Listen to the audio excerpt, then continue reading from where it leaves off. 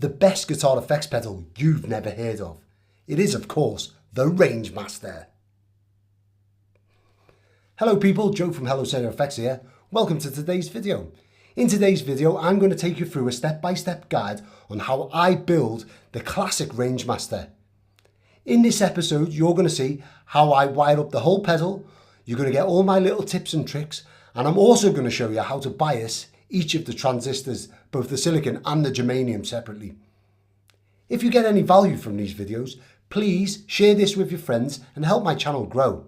As my channel grows, I'm going to be able to offer you some cool deals. Just like the one I'm offering on a Rangemaster kit in the description below. There's only 10 of them and they will be a complete kit, including all of the components, Mojo and Vintage, that I used to build this exact pedal. Of course, you don't have to use the kit to build this pedal. You can go to Mauser or Switch Electronics and buy all of these components for virtually no money and still make an amazing pedal. If you have any questions about your build or any issues while building, please write in the comments below and I'll be sure to get back to you and help any way I can. This is all the parts that you will get in the Rangemaster kit and all the parts that I'm going to use today to build this Rangemaster. Now this is a NPN negative ground Rangemaster, so we'll take a regular power supply, and for our transistors we're going to use one Soviet made germanium. This is an MP38A. It's a lower gain one, only 55 HFE, as you can see I've marked them up. And we're going to also use the BC183LB silicon transistor and put these two on a switch. Everyone likes this transistor in silicon fuzz faces, so I thought why not use it for this today. So we're going to use today is a 33 UF capacitor. On the drawing it's marked up as a 47 UF, but I find dropping the values of these just seems to work for me. It is of course what the Cesar Diaz did on the Texas Ranger, I believe, so can't be going wrong there, can we?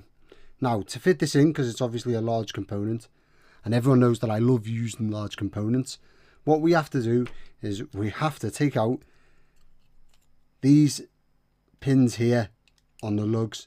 Now there's probably a way more elegant way of filing them off or sawing them off than I'm going to do, but I'm just going to take my pliers or my what I use to manipulate components with, and I'm just going to put that under some stress and take the pin out. The reason for this is it gives us a bit more space to fit this larger component in, and we'll just go straight in through that center hole.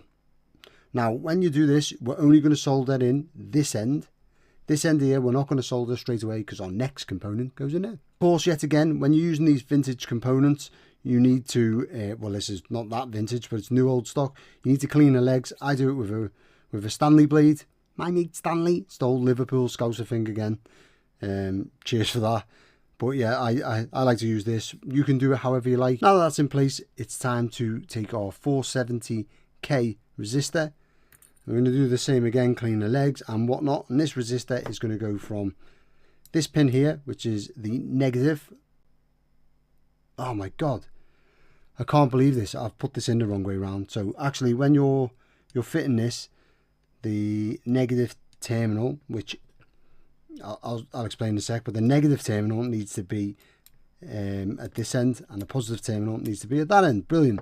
So before I rectify that, this is our Phillips capacitor. Now we can see a ring of positives telling me that I've made a mistake before I'd soldered that in. Brilliant. Ignored. Well done, Joe. But also we have this little dimple, and that is at the positive end. And handily enough, there's also, if one or two ways wasn't enough to tell me that I was absolutely messing up, there's also a black band around the negative side, denoting the fact that it's the negative. So what I'm going to do is I'm going to unsolder that and get myself a new cap. Cheers. And I'm resoldered in. Okay, take two. So now we've got our cap situated the right way round. We have our positive towards me and our negative away from me. This end has not been soldered in. And next I'm going to put my 470K capacitor, 470K resistor, going from the second lug in the top row and down to this first lug on the bottom row. I'm just going to manipulate the leads to try and move in this sort of direction. So then I'm kind of slipping underneath this cap and squeezing it in so there's room for the next component. That's our 470K resistor now in place. I've soldered the end in that goes into the 33 UF capacitor positive. I've left this end not soldered because next we're going to put a 4.7 NF Erie capacitor in there. That's our input cap, and that's just going to go straight ahead across them lugs. I am going to solder in this end of this cap, but I'm not going to solder in this end again because there is a third component to go in there. Our new old stock Erie 4.7 NF input cap is now installed. The keen-eyed among you will notice that I've soldered this end, and if you're one of those people who like wetting the tip with a good old soldering iron and you've bought the parts kit for this, available in through the link down below in the description, then you'll notice that there's meant to be a 1 meg resistor coming from this space here to this space here. Now, I like to solder it through the center here just to keep this from getting congested. So that's why, just in case anyone's wondering. Moving on. Next, we're going to take our 68k resistor, and that's going to go from this lug that's got 2 items in already. We're going to put a third in there. It's a bit of a squeeze, but we can make it. And then we're going to go out to this next one here, but we're not going to solder in this end. We are in fact going to solder the end with 3 in. This is where it starts getting fun, and there is a lack of space on the board, mainly because I'm picking stupid sized components for the small tag board, but why would you ever do anything easy?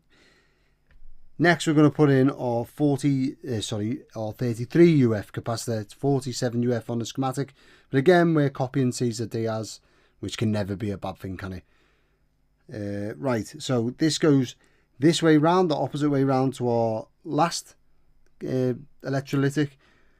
So the negative is going to be pointing towards you, and this goes in direct, basically from this space here to this space here. So we're going to sit it over the top of our 68k resistor. Now, I advise that you clean the legs first before you start fitting this or bending them into shape, because it becomes real awkward to try and clean round corners. And I'm just going to bend the legs down,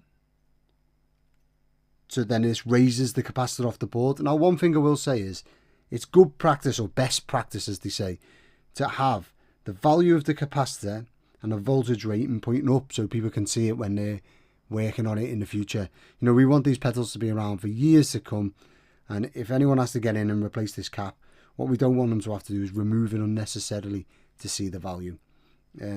So anyway, bend then the legs down, and then I'm just going to pinch them in so then they're pointing towards each other slightly.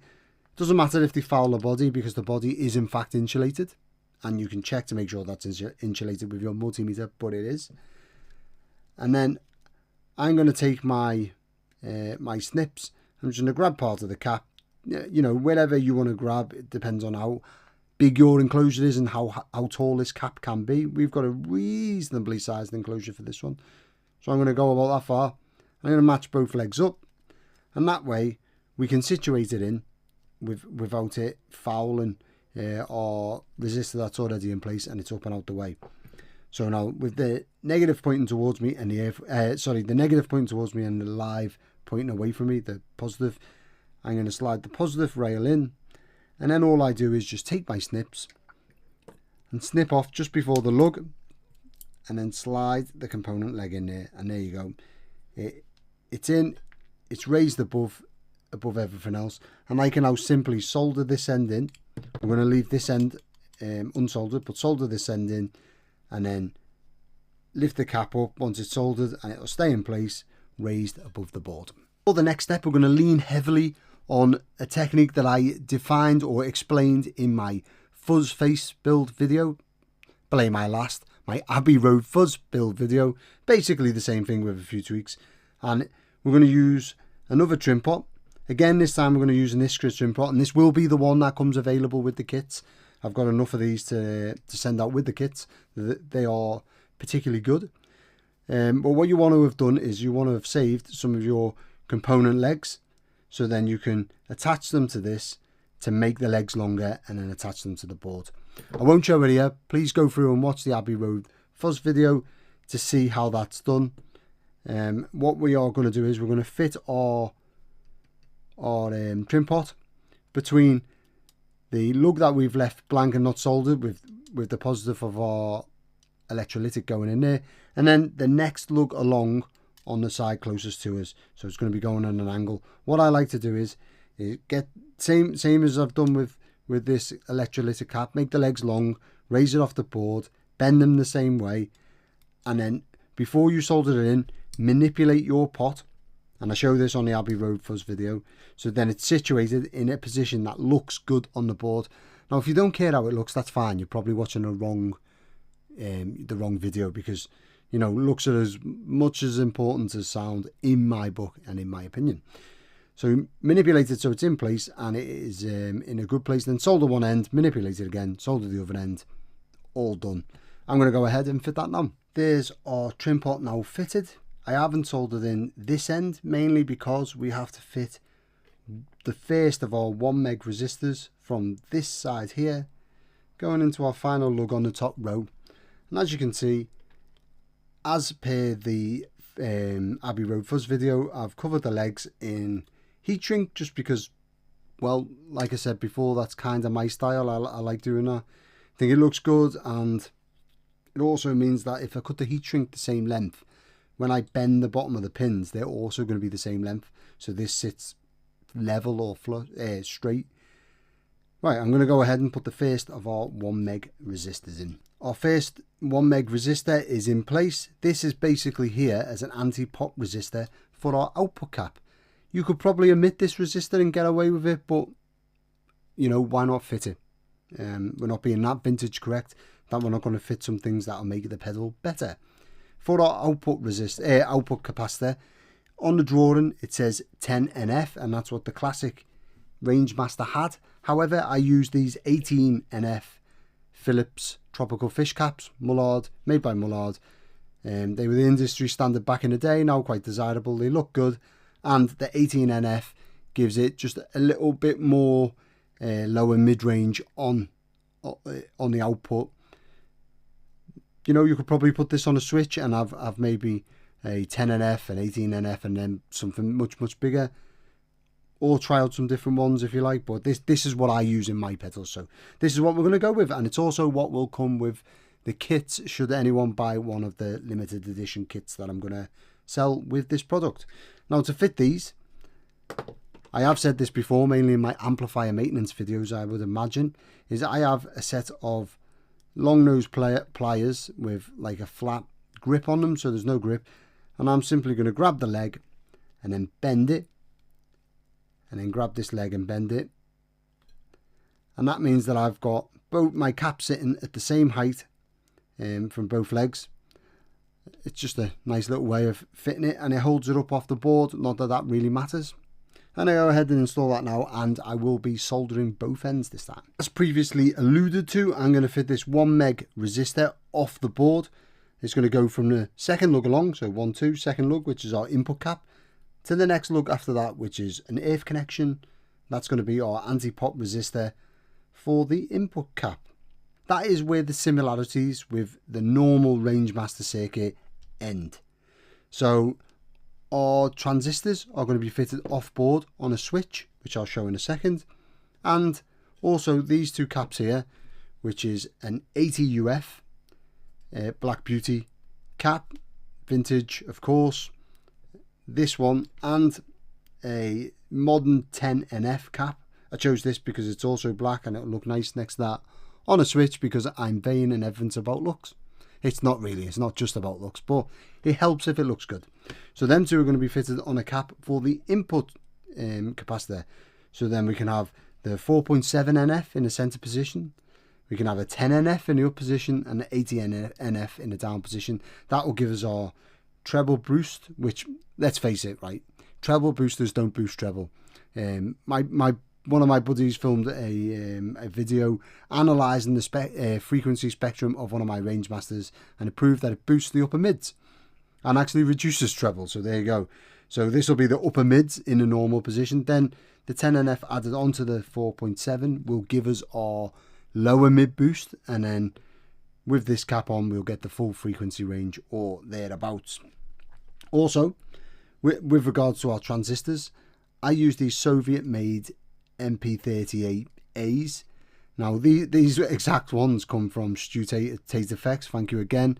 When I was starting out, he was such a legend. He sent me a load of these transistors that didn't fit his specs, but they absolutely fit mine. And then on the other side, we're going to have a much higher gain BC183LB, which is quite desirable too.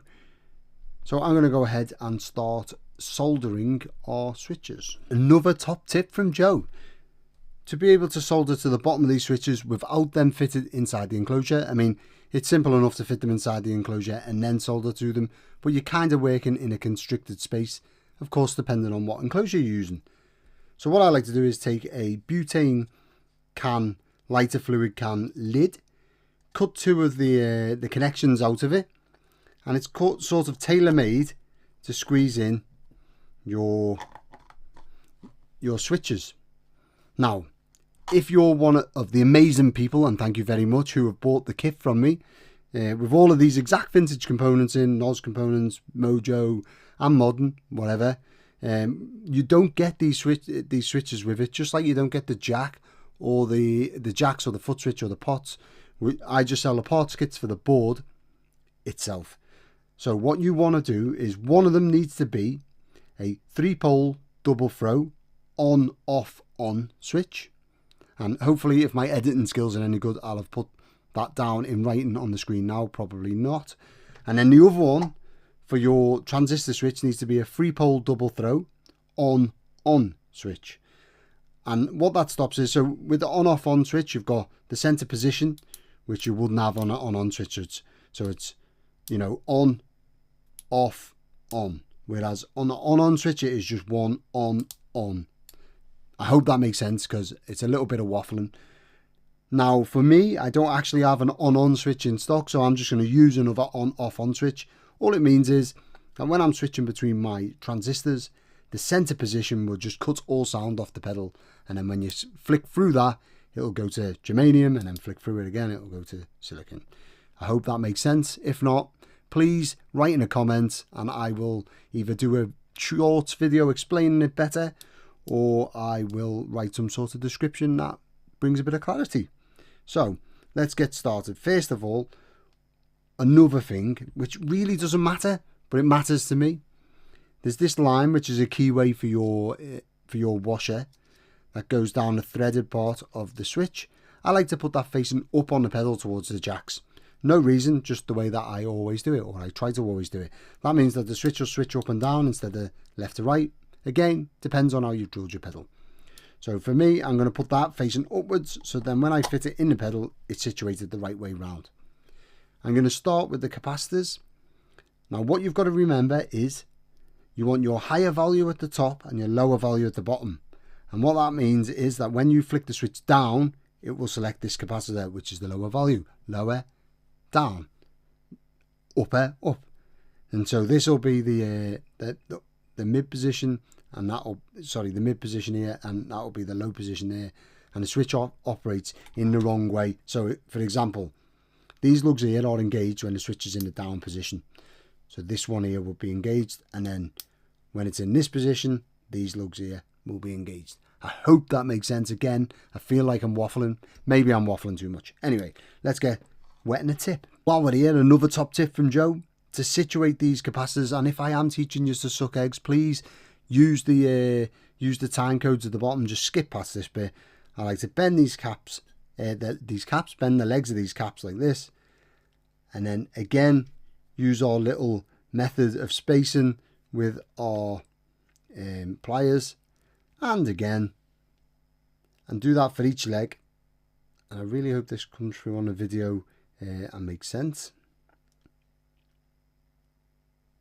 So much easier teaching people or instructing people in person. My whole naval career has been like group of people in front of me, teach them how to do something, and watch their reactions and then feed off that. It's so weird talking into a camera and a mic.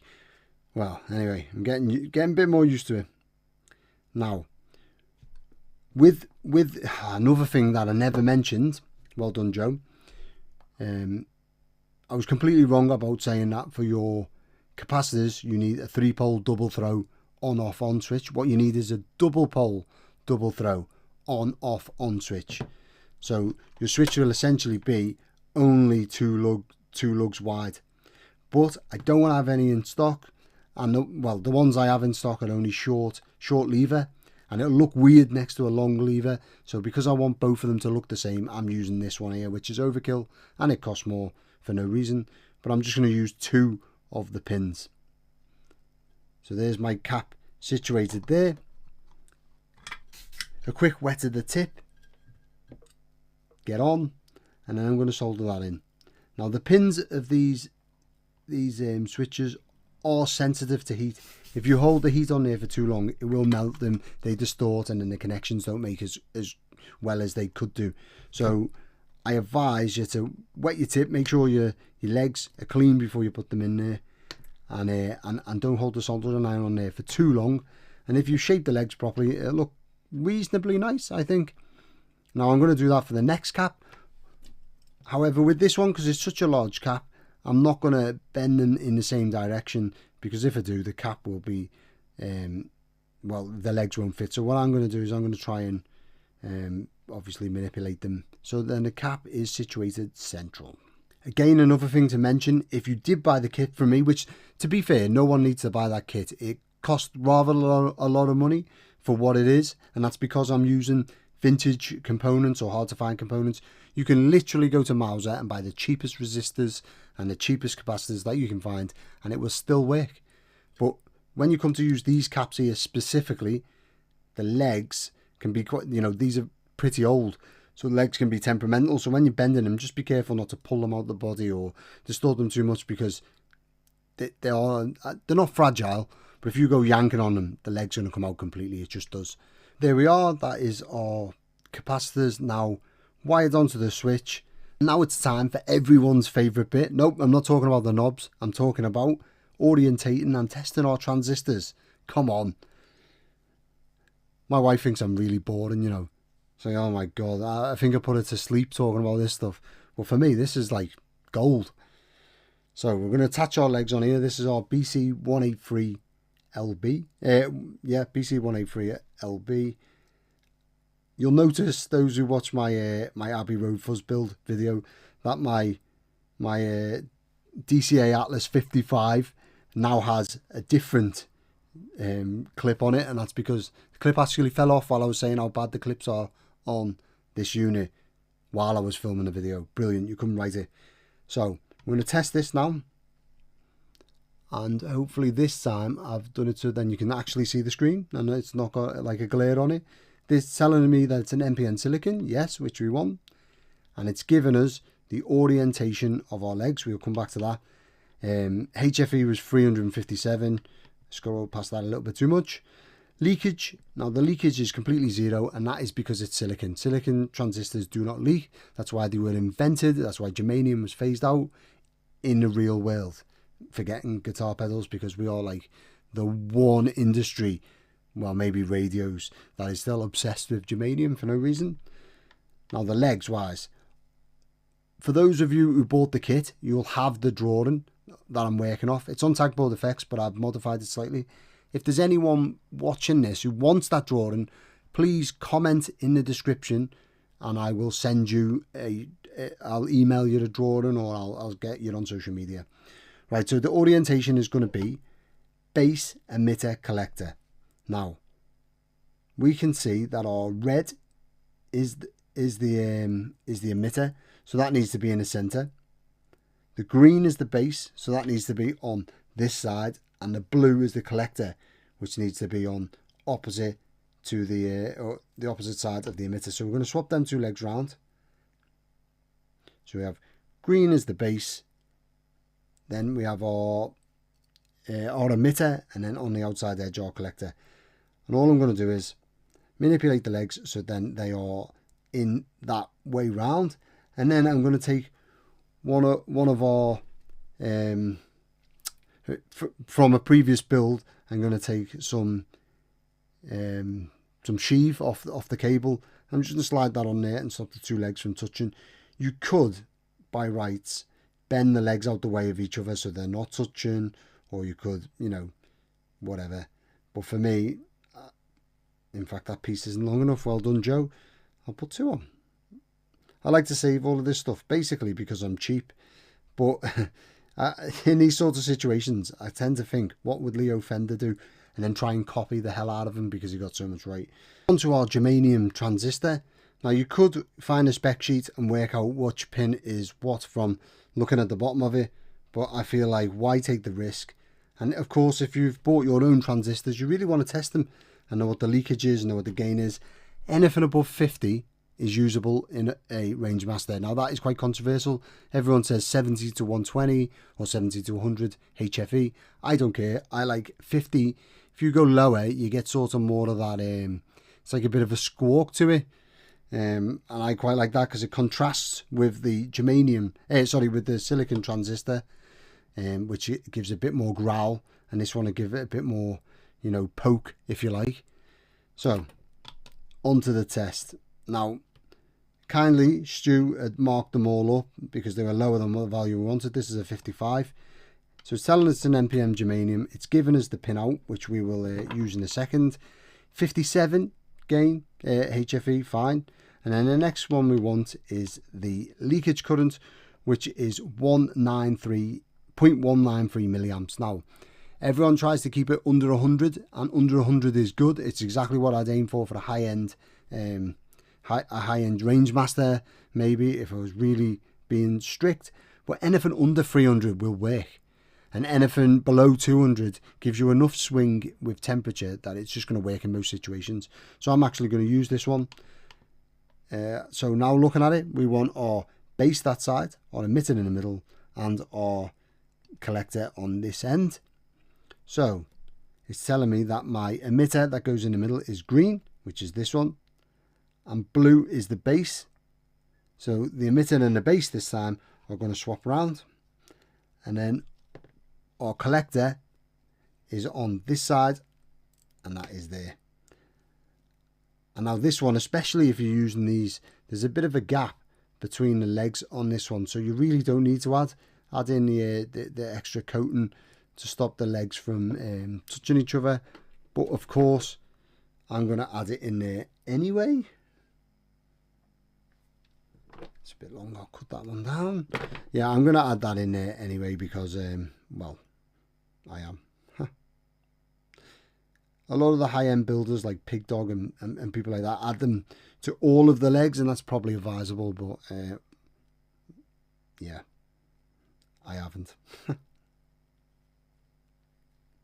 Right, I'm going to go ahead and get that in there, solder it up, and we'll move on. This bit is completely optional and it will not come with the kit, but this is, I'm going to build now a power filter board, so then there's no noise coming from our power supply before it gets into the pedal. Well, there may be noise, but it's just a little bit of extra filtering. Now, I don't know how much people know about AC and DC signal. So we assume that a DC voltage is a straight line like this component leg.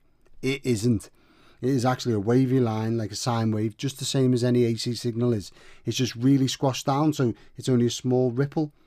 Now, to take out that ripple, what I do is I use a filter circuit that comes from an old Crybaby unit. It's how they used to filter their pedals. I'm basically using a 390 ohm resistor. So the power will come in through this resistor. That will take some of the noise out. Then it goes through a 100 UF capacitor from positive to ground, and that basically takes out any big waves, if you like, any big large frequencies or low end frequencies. And then a 100 NF capacitor from positive to ground, that'll take out any of the higher frequencies, if you like. Now, in that Crybaby filter, they used a 1K resistor, and then the power comes straight out of the board and went to the pedal. But because I've been building amplifiers, and usually the filter caps are followed by a dropper resistor or what have you, and then more filter caps, and it's built that way, I've actually knocked down a value of that and then put another resistor on the way out. You don't have to build this board. It doesn't come with the kit. However, I am going to build it if anyone's interested, and I like to do it on Vero board or Perf board, however you want to say it. I think Vero was the brand name. And if we turn it over, what it's going to look like when we solder is a row of solder here and a row of solder here. So we're going to have our negative side and our positive side. and I'm just going to solder the components on. The resistors will all be on the positive side because it's positive coming in, positive going out, but these will go between the positive and the negative side, and we'll just send a cable out of here. It will ground it, and hopefully that will ground all them frequencies I alluded to previously. There we have our filter board. So we've got our 100 UF capacitor and our 100 NF capacitor that go from the positive rail, this end, to the negative rail, this end, ensuring that we orientate our capacitor correctly with the negative of our electrolytic going this way. I've actually attached two earth wires off this. One is going to go to our power supply, and then the other one I'm going to use to go to the LED. You can run the LED separately, but I know that through experience that where I situate this inside the pedal, it's going to be much easier for me to piggyback off this to get an earth to an LED. Now, with regards to getting the 9 volts in there and out of there, what I like to do is just make little hooks out of the end of the resistors, and then when I'm running my wires inside the pedal, I can just run a wire straight to that hook, clamp it down, get a good mechanical connection, and then solder it. And that's how I like to do it. I mean, you could by rights put them going on the board to another strip and put the wires going into that strip, but this is just how I do it. Apologies if my voice sounds a little bit hoarse. I seem to have caught a throat infection. Both me and my daughter have been up all night, dying basically. Well, it's definitely worse than man flu anyway. So this is the enclosure I'm going to be using for this build. Now, there is a lesson to be learned here before you go willy-nilly soldering components onto switches and stuff before drilling your enclosure, and also before checking the size of everything, because clearly this is not going to fit inside there. Brilliant, well done, Joe. So I've got a new switch, and I am going to I'm going to wire it in situ now. I'm going to pick a different two caps that actually fit the space I've got. As you can see, I've got my switch wired up now, and instead of using the modern 10 NF cap, I decided to go with a Soviet-made, in Ukraine, Russian K40Y-9.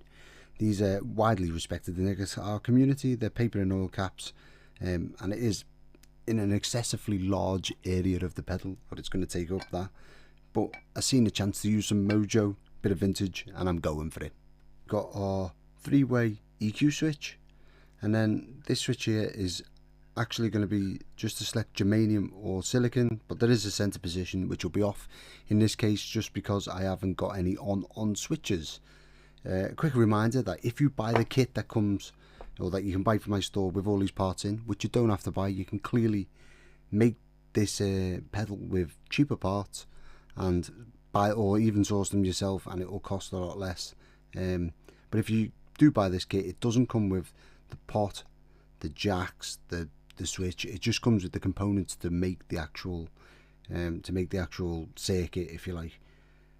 Now, normally I like to fit everything on the top row here before installing these, but because of the size or the fit issue, I kind of jumped the gun a bit. But now I'm going to go ahead and fit our power supply jack, which is here, and then I'm going to go ahead and fit our input and output jacks.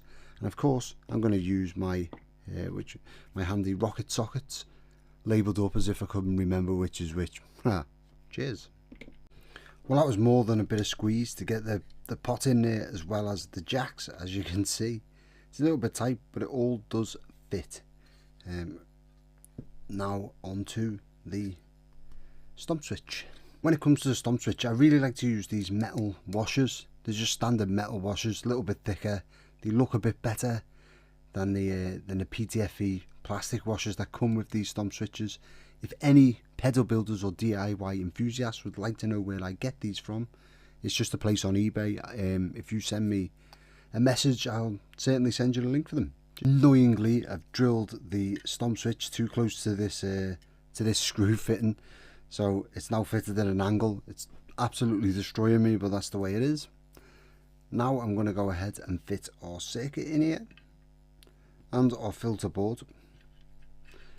Now, if you want to know how I attach the circuit and filter board and also the LED and LED bezel, please head over to my DOD 250 build where you'll be able to see me fitting these things, and that should be linked just above. That's the main board and the filter board now installed in the pedal. I'm going to go ahead and attach these two earth wires because otherwise they're really going to annoy me. So I'll sort these two out, and then all the other earths, which will be this short wire here is going to go to the board, and I'll link these two lugs together. This long wire here is going to, I don't know why I made it long, I didn't need to, it's going to go through here for the LED. And then from these two lugs I'm going to come round here. I'm going to go round to the power jack earth, the two jack earths, and also I'm going to come off this jack here and then supply this earth for the pot, and then I'm going to come off that pot and go to here, which is another circuit earth. Now realistically I should have joined that earth and these two together underneath the board beforehand, but I didn't really think that far ahead, so there you go. All the earths wired up now, so we've got our earths from our switch going down to this little daughter board here for the power supply. These two lugs are then attached, and it comes round to our 9-volt DC jack, goes down to this first the output jack. It attaches to the input jack, comes from the output jack, solders to the back of this pot, and then goes from there. You don't have to solder it to the back of the pot, by the way. I highly advise that you don't, because heating these pots up can damage them. I mean, this is a vintage CTS one, so again, probably not the best to solder to these, but I have anyway. Then it comes down to lug number 1 on the pot, and from there to the back end of the board here, and that is our earth. As I'm talking about earths, I'm going to go ahead and go to the 9-volt supply. So I'm going to use this resistor here to supply just in here for 9 volts. And we also want to supply, oh no, just spotted another mistake. So this should actually be a positive supply on this lug here. So I'm going to cut these two out, move them over this side here, and then I'll run a positive over to here. Always a problem. Here we are, I've moved that S connection from the top of the pot round this way and onto the board. That's freed up this lug here, which lug number 1 on our pot. It should now come round here and snuck into this resistor here, which is also attached to the 9-volt on the board. There we go, our actual power supply will come into this resistor, thus making the circuit. Well, now I'm going to wire in the input.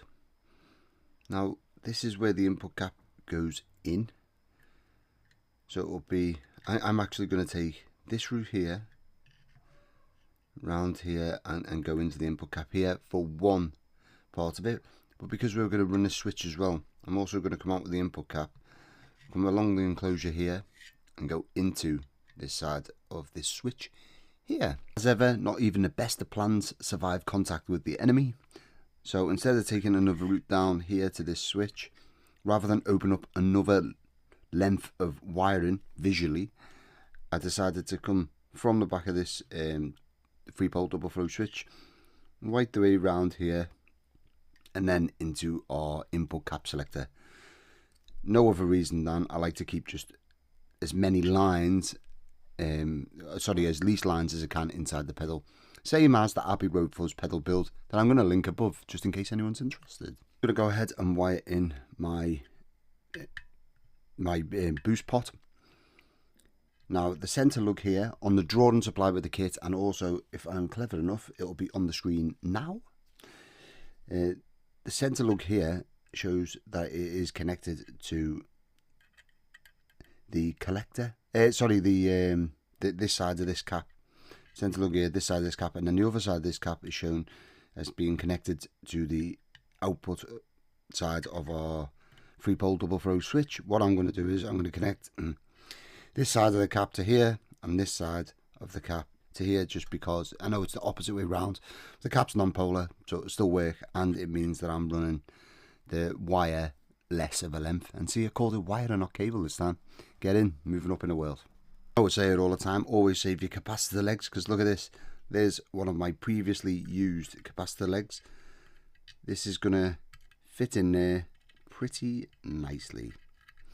And then that way we're getting a solid connection between our pot and our circuit. So all I have to do then is wet the tip and sort out both of them connections. Basically, there we have it. And then the pot is directly connected to the board. I'm going to go ahead and do that again with the collector leg, which is here. I'm going to put that there, but we'll move on to that next. Let's get this end of the cap in. Jumping ahead of myself. Let's get the other end of this cap in before I forget it. That's both sides of our cap, output cap, now wired in. One going to the center lug of the pot, and the other side going to the output of our 3-pole double throw foot switch. Next, I'm going to wire this lug of the pot in, and that goes to the collector, which is the 4th lug along. So 1, 2, 3, 4, which is this lug here. Now I'm going to use another leg just like this one straight across there, but now this time I also need to run a wire to this switch here to the collector, which in this case is this side here. So I'm going to run one wire. I'm probably going to take the route round this back way here and up, so then I'm not opening up another line inside the pedal. As I always talk about, try and minimize the lines of wiring. So I'm going to add my component leg there and then run a line from there round and into the collector. And that's lug number 3 of our 10k boost pot wired in, and we've also got another line coming round this way here and into the collector of our transistors. Next, I'm going to wire in the emitter and the base. So emitter and base, I'm going to follow the same line. Emitter first, then base. And then that is all of the onboard wiring done, with the exception of, while I'm doing that, when I come out of the base, which is the opposite side of the input cap, I'm going to come round here and I'm going to drop another line into this lug here. I'll probably follow it right the way around and come to here. On to wiring in our base of our transistor, which is connected. Basically, you've got your input cap coming in here, it comes across here and connects to the base of your transistor. Well, the other side of our extra cap needs to also connect to the base of our transistor. So I'm going to run 2 lines out. One is going to go the usual route round here and to the base, and the next one is going to run round here and go into this part here, so it's connecting these 2 caps. So when I throw that switch, I'm going to engage these caps in a parallel fashion over the top of these. And I do know that other people like to run a rotary switch, so it switches out the normal input cap, but I find this works just fine. I've probably shown this a million times before, but if I want to join 2 different wires together to put them in different directions, I'll just measure out the length of wire I want, so approximately for one of the connections. And I'll give it a snip, hold the 2 ends together and then strip them, and then simply twist them 2 ends together as they are, and then you get basically they're stripped the same length down. Then while it's like that, we can wet the tip and give it a bit of a tin. There we go. Don't know why that took so much effort to do. There we are. And then if we just snip the excess off, there you go. Now I'm just going to insert that into the circuit just here, and I've got 2 lengths of wire that I can run to my separate locations. There we have it. Our base is wired in, and base as in B-A-S-E, not base as in the low end. This is our base for our collector, for our transistor. Comes round here and up this cable here into here. There I am, cable again, wire, this wire into here. Then another line comes round here and over the top and into our switch just here. And that is all of the onboard wiring complete. The only thing left to go is our live from our switch, which is going to go to this resistor here and our LED and our input and output jacks, which are going to go right here. And then of course the one thing that I miss every single time is the little loop It goes over the back of these to make, excuse me, my voice is terrible, to make the true bypass loop work. Oh, I'll tell you what, tonsillitis is absolutely killing me, and my 5-year-old's ill as well, which is fun times. All of our power is now wired in. We've got that coming down to the positive side of our LED, and then another one coming through to the power board here, which is supplying power through the board and then to our circuit. Next, we're going to wire in our input and output jacks. I'm simply going to follow the same line as I have done so far and go up and come into these two here. Obviously, input here, output here. While we're this far through, if there's anyone still watching me wire these in with my croaky old little voice, one of my buddies, just in Drawbridge Electronics, last night messaged and said, hey, do you fancy teaming up on a pedal? Which is a great idea. So he provides maybe a clon circuit, I provide a Rangemaster circuit, and we make a cool sort of collaboration. I'd like to extend that to anyone who's watching this video at this point. So if you build pedals, get in touch, or write in the comments actually. Write in the comments, tell me what sort of collaboration you'd like to do with me. Maybe you could build one of your circuits in one side, leave me some space, and I will build a circuit in the other side, and then we could give it away.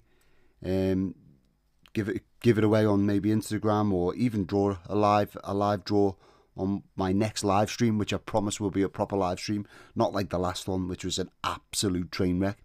In fact, if anyone is still watching this, please go over and watch that live stream. I should really delete it, but I just can't. I have to leave it up there as a constant reminder of how terrible it turned out, and I need to prep better.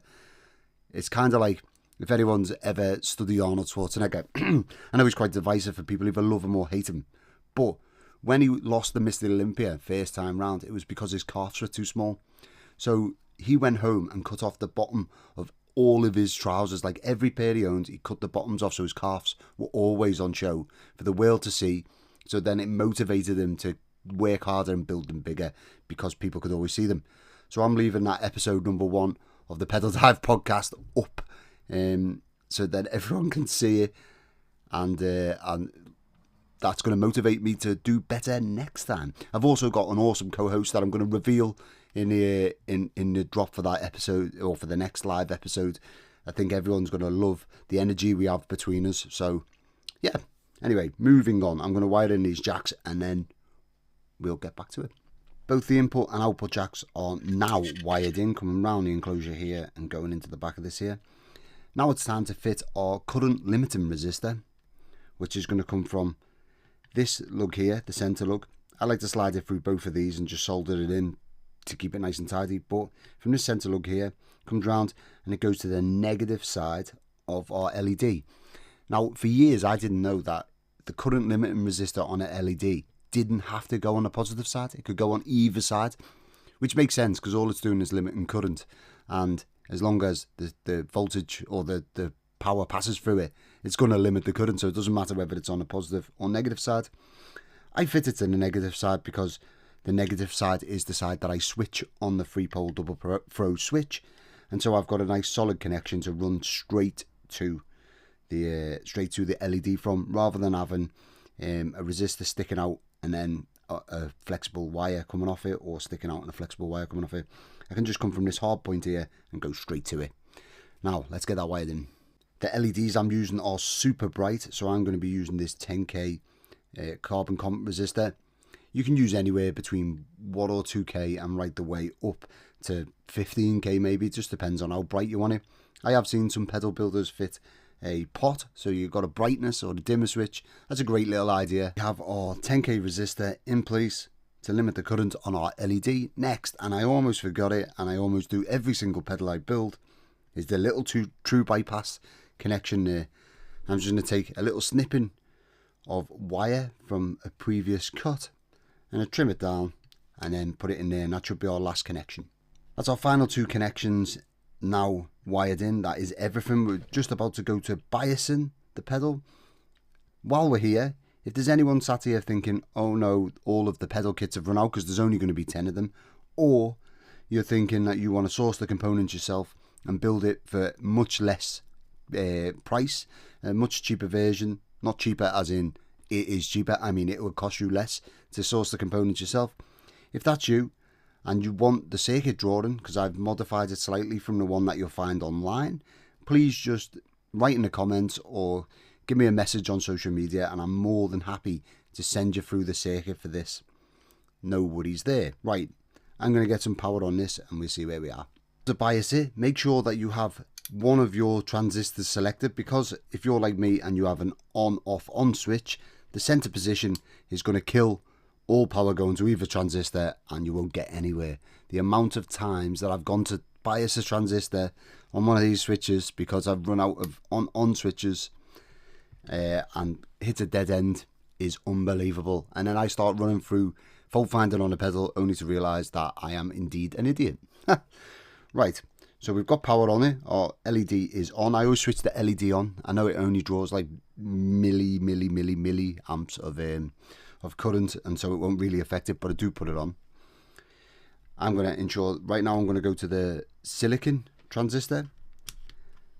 You're doing volts DC. Now, because this is a negative ground pedal and I've grounded the enclosure through the jacks and through the pop body, I can just put my, that might make for terrible television, I'll put my my negative lead through one of the screw holes, and then I'm going to go to the collector leg, and I can see that we're at hopefully you can see that yet, 7.66. Now we're aiming for anywhere between 6 and 7 volts will make it work. Now originally I think it was 6 volts on the originals, but some of the modded versions like the Cesar Diaz one and such went up to 7 volts. Now I find that I aim for about 6.8 volts. That gives you a little bit of leeway on either side. Anyway, next we're going to check what our germanium transistor is biased to. Now look at that, you just can't teach that. So that's 6.6. So what I'm going to do is I'm going to reduce that slightly to bring the silicon more in line. So if I go to the silicon, I'm going to bias it so then the silicon one is spot on, and then we'll deal with the germanium afterwards. Now I'm really hoping sometimes they both match together, and I do try and make them both match, but if it doesn't match, I'll be able to show you what I do when they don't match, so hopefully it won't.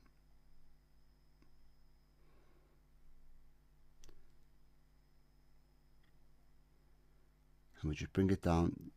There you go, 6.87. That's close enough for government work for me. And then if we go to our germanium transistor, we are at 5.6. Right, so what I'm going to do is I'm going to bias the germanium one, and then we'll go back and sort out the silicon one afterwards. The transistors aren't quite matched, and you don't really want them to be matched because you want the germanium to have that germanium poke and sort of stab through the mix, and then you want to be able to switch to the silicon and that have loads of gain and have that sort of rauque in your face rough edge sort of thing. So you've got a contrast between the two. And there we have that at 6.42 volts. That'll probably rise a little bit, but we'll leave it there. Now when we go to our silicon, we can see it's at 7.5 volts. That's no good. We want to bring it down to 7 at the most. So just like on our fuzz build video, the Abbey Road fuzz from last week, I'm going to add in a resistor. So let's take the power away from that. I'm going to add in a resistor going from the collector of just the silicon transistor. So there's no point in putting it in a center lug, and there's no point in putting it down here because it'll affect the germanium too. From this lug on the silicon transistor to earth, I'm going to attach a resistor. Now in the past I've done it with a pot, so a trim pot, so you can adjust it and dial it in exactly, or you can just hand in a resistor and see until you get in the right sort of specs. I'm going to go ahead and do that now. If you haven't seen me do this sort of thing, I did it on the last build, the Abbey Road fuzz pedal build. Go back, watch that, and it'll show you exactly how I add in the extra resistor to bias a transistor. Here we have a 68k resistor fitted to the collector of our silicon transistor, and then round here to earth, because I found that put me right in the ballpark, which I'm going to check now. So I'm going to go to volts DC, put our negative side into the the casing and our positive side resting in there, and we can see that we're on 6.27 volts. Now if I switch to germanium, we are at 6.3 volts. Don't fall out of there. 6.3 volts, which is good. So now I'm just going to tweak it up a bit so both of them increase to around the 6.5 to 6.6 mark, and then we'll see where we are from there. So we'll give it a little, helps if I tweak it in the right direction, eh?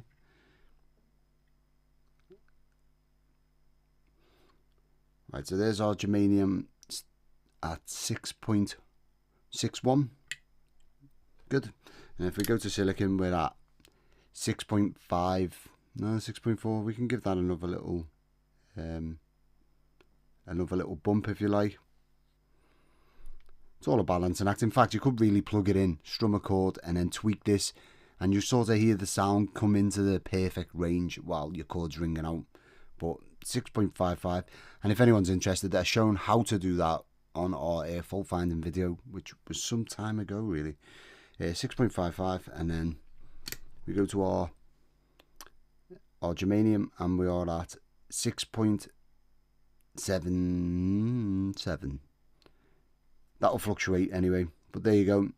That is how I bias my two transistors when I'm doing a silicon and germanium pedal. Next, I'm gonna go ahead and put some cable ties in. Of course I am.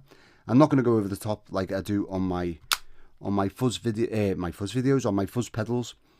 I don't know why. I feel like them large fuzz enclosures just need a ton of cable ties or zip ties. In here, I like to, you know, give them a 2-inch spacing or something, but we'll see. Run into a small problem. When I first plugged the pedal in, there was absolutely no sound, even in bypass. And what happened was the pot, where I'd grounded the top of the pot, was actually fouling the positive, the tip of the jack, the output jack. So I had to snip that off and make the pot flat again, get rid of all the solder, and then I just run the cable round here and straight to the wiring loom at the back. And now the jack, the output jack can actually get in there without fouling it. Easy fix. Just shows you that if you're going to cram everything together without measuring first, well done Joe, then you're going to run into these issues. Now we're going to plug it all in to our Victory DP40 and do a sound test.